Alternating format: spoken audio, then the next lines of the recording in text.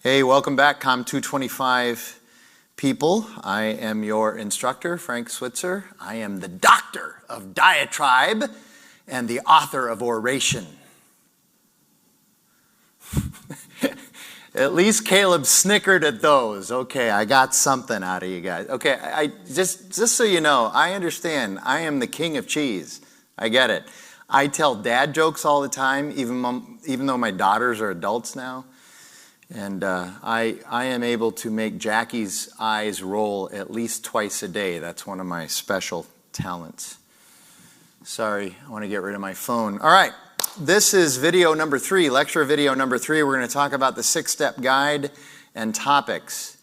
And this will be one of the shorter videos. And then the 4th video, which we're going to shoot probably right after this one, will be on just some insights and helps for public speaking. That may be it'll be one of the 2 longest videos. It'll be an hour or maybe just a tad more. But we're going to talk about the 6-step guide to effective public speeches, which is something that was developed by Dr. Marilyn Cristiano a number of years ago. She wrote a book about it, which you have now the newest version of. She eventually collaborated with Felicia Ramirez in order to write the most current version of this book that I think is absolute gold. It's the gold standard among public speaking books. The 6-step guide to effective public speeches is Dr. Cristiano's iteration of probably the oldest principle of public speaking that you could find, which is very simply, in public speaking, you should tell your audience what you're going to tell them, then tell them what you told them. So you're going to give them a preview, you're going to do your main points, and then you're going to give a review. That's another way of saying it. But she moves it into these 6 steps that make this a very effective way to outline not only speeches, but I would argue that most essays or academic papers could be outlined in this same way. For 20 years, I taught advanced public speaking at Fuller Seminary here in Phoenix, which is a graduate school. So I was teaching public speaking to graduate students looking for their master's degree. And I used Dr. Cristiano's 6-step guide for effective public speaking, as well as the textbook, even in that context. Everywhere I go, I try to use it. I've used many other public speaking textbooks in the past, good ones, but this has been just the best one. And everything now, I seem to frame everything in my own mind according to this 6-step guide. I have it memorized, obviously. It's just a part of who I am, and so it's pretty easy for me to put together impromptu speeches, for instance, or just about any presentation at any time based on this guide. So let's get into it and talk about it more in depth. The 6-step guide starts with step 1, which is the excite step.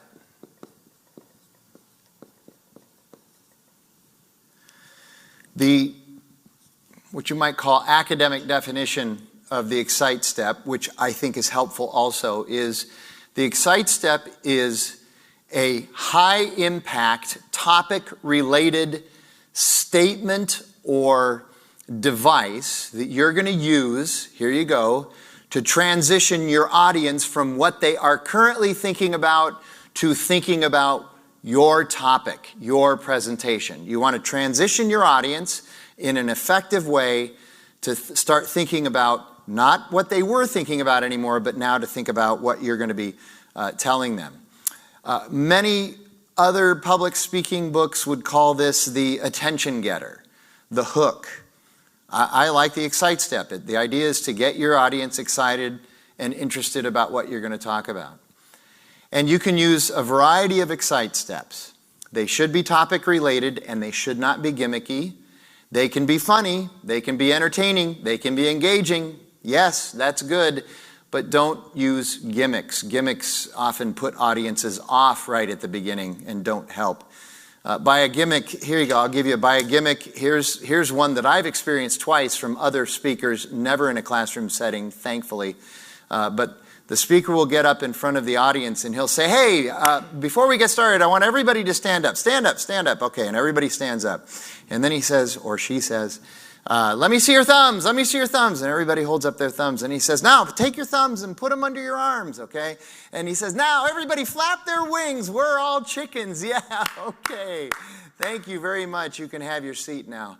Today, I would like to present to you a presentation on how to effectively install a sprinkler system in your front yard. It just doesn't work. It's awful. Here you go. It's way cheesier than me coming up with these stupid nicknames for myself like the Doctor of Diatribe. Don't do it. So effective Excite steps can be a quote from a famous person. It can be a question. It can be a participant's question. You can ask a question and actually ask for responses from the audience, or it can just be a rhetorical question. I've heard a couple of pretty good speeches at Paradise Valley Community College about informative speeches about the fitness center at PVCC. And both of those speeches, completely different classes, the students didn't know each other, but the Excite step was simply, how many of you know that Paradise Valley Community College has a fitness center? Raise of hands, okay? Then the next question was, how many of you actually go and use this fitness center? Okay, and then the obvious next step is, I'm going to tell you about our fitness center today, and I'm going to tell you that it's really a pretty good deal for not only students but also employees who work here, and then you go into the preview and all that stuff. So attention getter could also be a video of some sort. An attention getter could be a joke. It could be a personal story. There's a number of different things that it could be, and there are examples, obviously, in the textbook.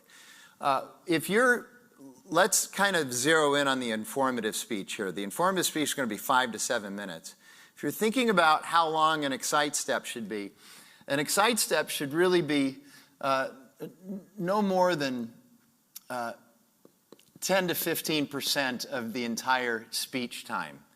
So, I don't know, at most a minute, but usually less than that. So here you go. For a 5 to 7 minute speech, you can't show a 3-minute video. It just doesn't work. You can't tell a 4-minute personal story. It doesn't work. You're going to have to figure out how to do good editing for that. So that's the Excite step. Then the launch step. The launch step actually has 3 subpoints to it that you need to get into. So the first one would be to simply introduce your topic. In the case of the persuasive speech, it's going to be more like a thesis. It's going to be more like what you're trying to accomplish in the speech. But in your autobiography, you're going to say, purpose of the speech is to introduce me to you. In an informative speech, it's going to be, today I want to talk to you about the history of the Ford Mustang, whatever your topic might be. For the tribute speech, of course, you're going to say, today I want to tell you about somebody who's had a great influence in my life in a very positive way. I want to talk to you about Martin Luther King. So whatever that might be. So you want to introduce your topic. You want to also preview your main points. So I'm going to talk about, in one of the previous videos, I talked about one of my all-time favorite informative speeches at PVCC was on the history of Helvetica font, which I didn't think was going to go very well, and then I was blown away by how good it is. The all-time greatest informative speech I've ever heard by a student was given to me at Fuller Seminary some years ago. It was a 53-year-old woman who was a retired Army captain, and she was now going through seminary to get her Master of Arts in theology, and she was taking all the communication classes, which is helpful. And she actually gave, and I know this doesn't sound academic, but she approached it academically. That's what makes a topic academic, is how you approach it. A topic is or is not academic.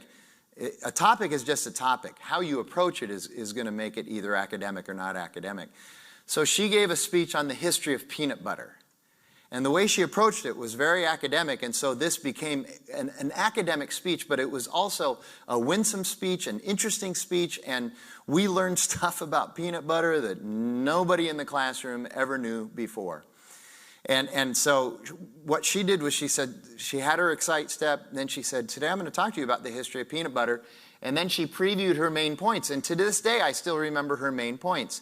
She said, I'm going to talk to you about how peanut butter was part of the MREs during World War II, the meals ready to eat in World War II, and she explained why that was important. They're a source of non-perishable protein for soldiers, but also that put the taste of peanut butter on all of these millions of military people who were fighting World War II in both the European and the Pacific theater. And so then she moved into her second point, which was, now I want to talk to you about the explosion of peanut butter as a consumer product during the 50s and 60s as a result of all these people coming back from World War II and going to the grocery store and wanting peanut butter products.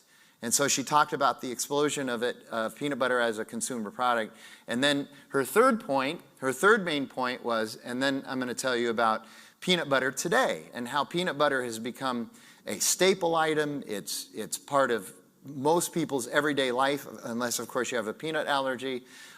We have peanut butter being mixed with all these different things.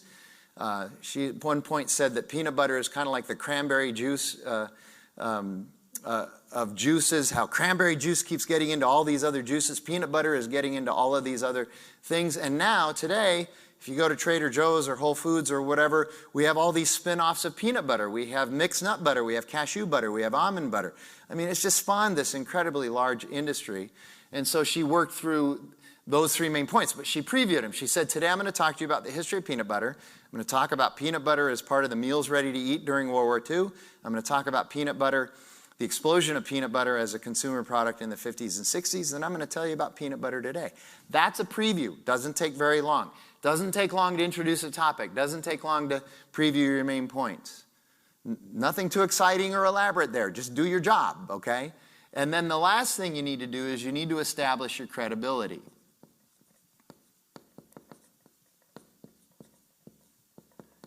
So why should we, the audience, be listening to you, the speaker, on this topic? And there's many ways that you can establish your credibility. I've spoken already in the previous videos about people who are doing a job somewhere or are going to the high school next to us and they know horses. Today I'm going to talk to you about barrel racing. I've been barrel racing for 7 years. Boom! Credibility established. The massage therapist who gave the speech on reflexology. She'd been a massage therapist for 21 years.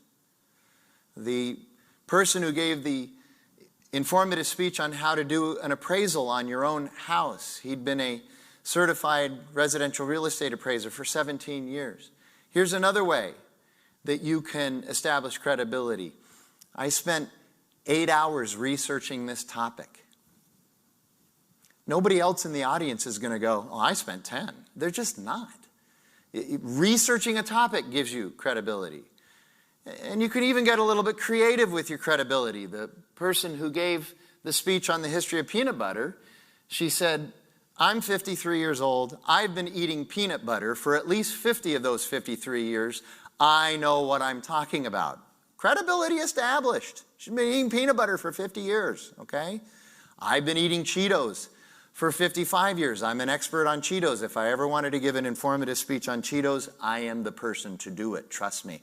By the way, the true Cheeto eater likes the puffy ones, not those crispy fried ones. The crispy fried ones are fine if there are no puffy ones available. But trust me, the puffy ones, that's the true Cheeto eater, especially the flaming hot puffy ones, which are not so easy to find, but I know where to find them. Anyway, so that's your launch step. Your launch step should take 10% of your time. Just shouldn't take that long. Then you have your relate step. So the establishing credibility is, why would an audience want to listen to you? The relate step is, what is the audience going to get out of listening to you. This is how you connect with the audience. So, for instance, on the speeches about the Paradise Valley Community College Fitness Center, you're all students. You all have access to this fitness center for way less money than you'll have to pay LA Fitness or any of these other fitness centers. Why wouldn't you want to be a part of this? That's why you should be listening to this. This is what you're going to get out of it. It's the old acronym WIIFM. Every audience in their mind in some way is asking the question, what's in it for me? What's in it for me? You should tell them what's in it for them in your relate step. And this should take, at best, 5% of your time. So you're looking at these first 3 steps really taking anywhere from 20 to 30% max of the time that you have to do the speech.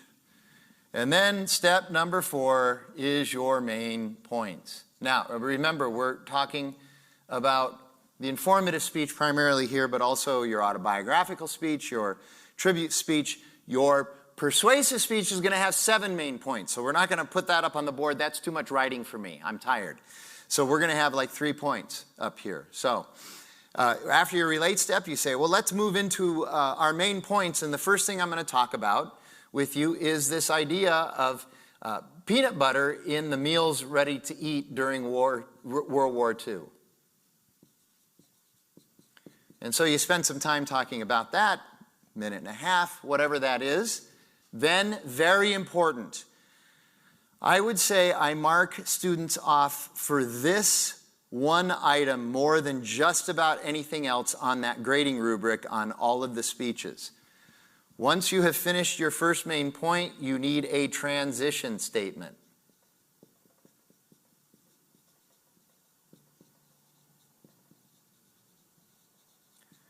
The transition statement very clearly says, this is where we were, and now this is where we're going to go. Some students, their transition statement is they will use the word next, and then they'll just go. That's not a transition statement. Some students don't even bother with a transition statement. They just move right into the next main point. And as the listener, I'm confused about whether, are we still talking about that, or are we into something new now? Audiences crave direction from a speaker about how they're supposed to be listening to them. Audiences crave direction from the speaker. They want you to direct them. They like to know what they're supposed to be doing. I know that for novice speakers, beginner speakers, I used to think this way too. That seems really pedantic. That seems repetitive. That seems condescending. It seems like I'm talking down to them. No, they want to know. They want these markers. They want to know where we are in the speech, what's going to happen, what has happened, where are we going. So you would say, so now that I've told you about how peanut butter kind of got its start in the taste bud psyche of Americans during World War II, because it was in all the meals ready to eat, now I want to talk to you about how that took us into this consumer product explosion of the 50s and 60s. That's a good transition statement. It looks back and it looks forward.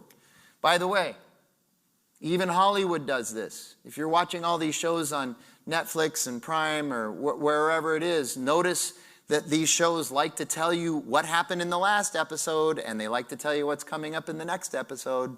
That's a transition statement. So even Hollywood, if it's good enough for Hollywood, it's good enough for us, okay? So next main point would be consumer product of peanut butter in the 50s and 60s.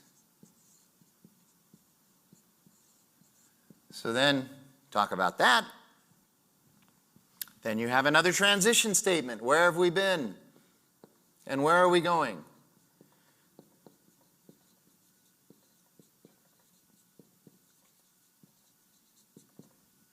So, you get to the end of main point B or 2, and you say, so we've talked about peanut butter during World War II, and we've talked now about how that led to peanut butter's explosion as a consumer product in the 50s and 60s.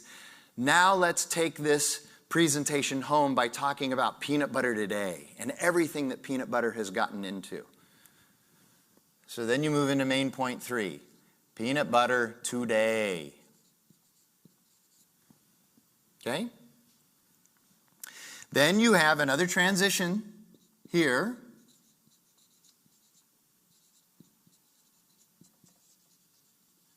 That signals that we are moving into the conclusion area of the speech. So this part alone, this step alone, is anywhere from 60 to 75% of your speech. It needs to be heavy in the main points area. Okay? So then you're moving into reiterate. Step. So the reiterate step is very much like the preview step, only it's a review step now.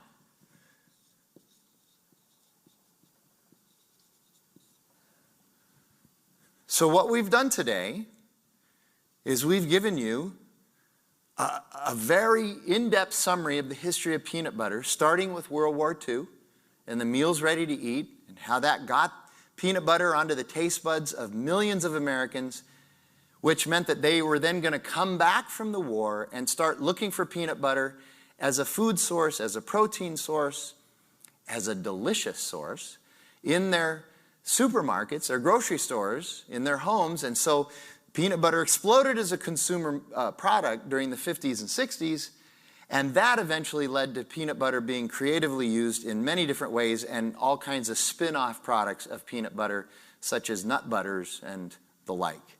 So you have a reiterate step. Should be very, very short. Okay? This is going to take 3 to 5% of your time. It's not just, I talked about peanut butter in World War II, peanut butter in the 50s and 60s, peanut butter today. That's not it. You need a little bit more of a summary, but don't reiterate the whole speech. So you need a little bit of a summary in the reiterate step just to kind of do a nice summary. And then 6, last step, energize step. You're putting a bow on the speech at this point. This is, some people call this the memorable statement. You may want to quote somebody again. You might want to show a little video clip. That's a good energize step.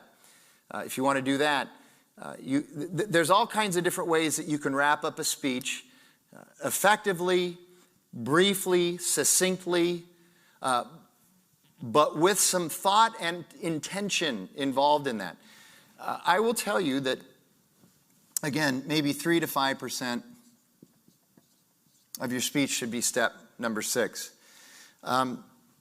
Again, one of the areas where students get marked off a lot, and that's not just in my class. I've been at PVCC for 21 years. This is something that every communication instructor, full-time, part-time, struggles with for whatever reason. Students seem to be pretty good at 1 through 4. For whatever reason, there's very little thought given to steps 5 and 6, and lots of points are lost because a lot of students end their speech after the 3rd main point. It's just kind of like, thank you, and that's it. There's no reiteration, there's no energize step, there's no putting a bow on it. By the way, in the history of peanut butter speech, part of the energize step was that the student, this 53-year-old woman, passed out those little individual Nutter Butter peanut butter sandwich cookie packets to all the students and, of course, to the instructor as well. 4 Nutter Butter peanut butter sandwich cookies in each of those individual packets. And frankly, that's kind of like an automatic A if you're going to pass out peanut butter cookies to the instructor. Anyway, that was part of her energize step. That's a way of tying a bow on a speech on the history of peanut butter. And so you see that the main points is really where you're going to spend most of your time, but you've got to put a lot of thought into all these other steps as well in order to make it effective. That's why it's called the 6-step guide to effective public speaking. Now, a little inside hints and tips about the 6-step guide. Once you have your topic, which we're going to talk a little bit more about topics. Topics shouldn't be that difficult to come up with, although you should email me and let me help you if you want. Let me help you sort out what topics you want to use. I get a lot of students that'll email me and say, I'm thinking about doing this, but I also am thinking about doing this for my informative speech or my persuasive speech or whatever. Which one do you think would maybe work better for a speech? And I'm happy to help with those kinds of conversations. But here you go. Once you have a topic, it's best to work on your main points first. The tendency of many students, and I used to do the same thing, and it's not helpful. The tendency of many students is to go, all right, I have my topic. What's a good excite step? I need a good excite step. And then you're stuck. And the reason is because very often the best excite steps come after you've done your research and your writing on your main points.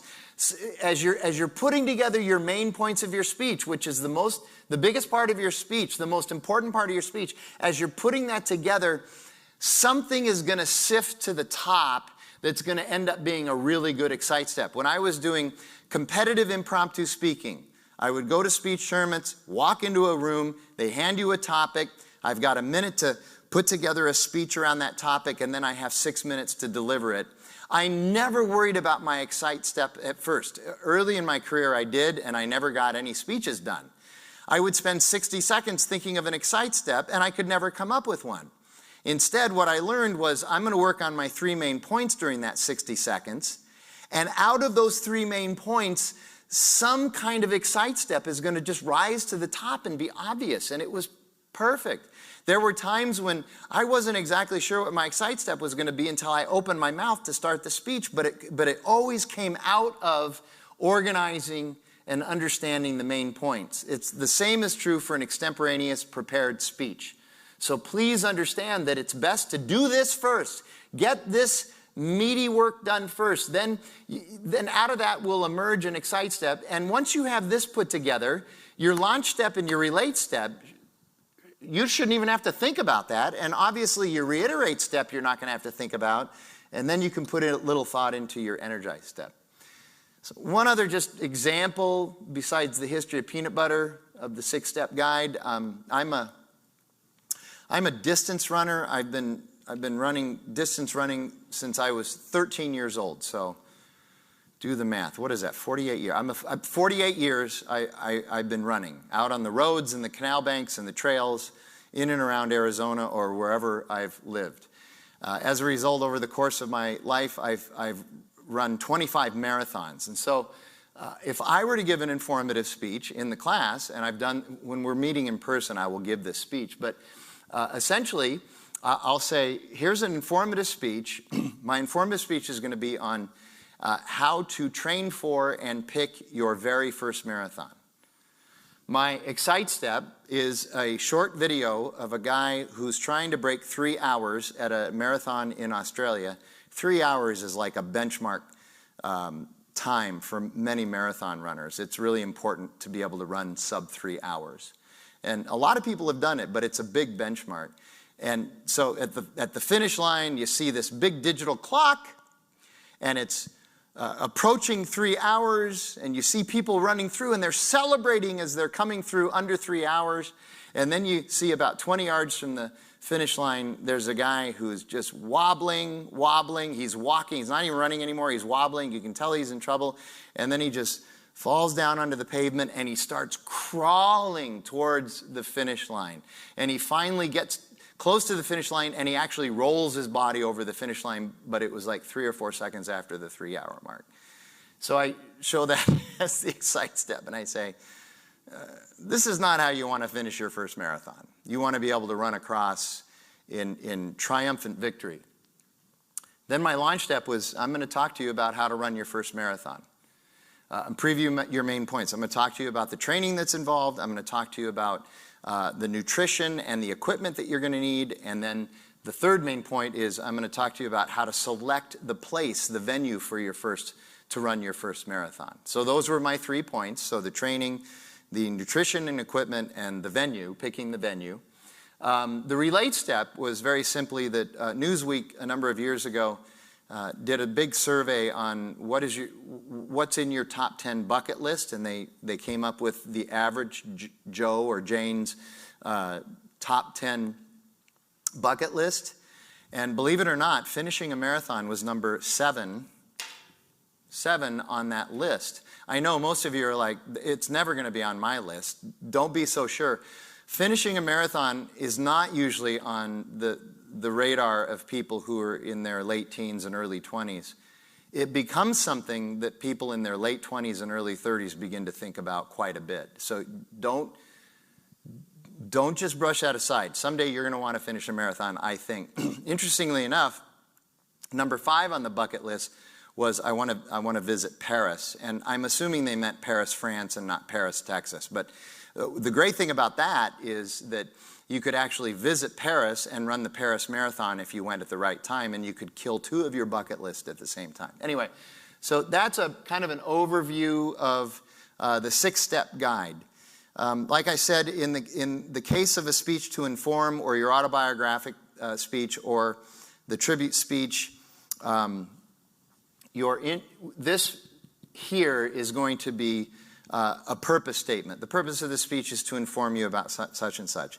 But in the case of the speech to persuade, your persuasive speech, it's going to be more of a thesis statement. It'll just look a little bit different. So, topics. By now you should have watched, I hope, the excellent video by Andrew Stanton and the last couple of minutes when he's talking about making Finding Nemo. And he says this is the most important lesson, is do what you know or use what you know. Whatever it is, it's whatever you know, that's what you need to use in your storytelling, it's obviously a passion of yours, so in your academic life you can use it. So I mentioned the massage therapist speaking on reflexology. The massage therapist was able to tell us what reflexology was in one speech, and then she was able to explain to us why reflexology is actually better than orthotics in her persuasive speech. So, kind of helpful. Helvetica font, residential real estate appraiser, peanut butter, running your first marathon, horses and horse-related things. I've mentioned all of those topics as examples. Persuasive speeches, why organic produce is better than other produce. That's one thought. Why you should run a marathon. Not just how to do it, but why you should.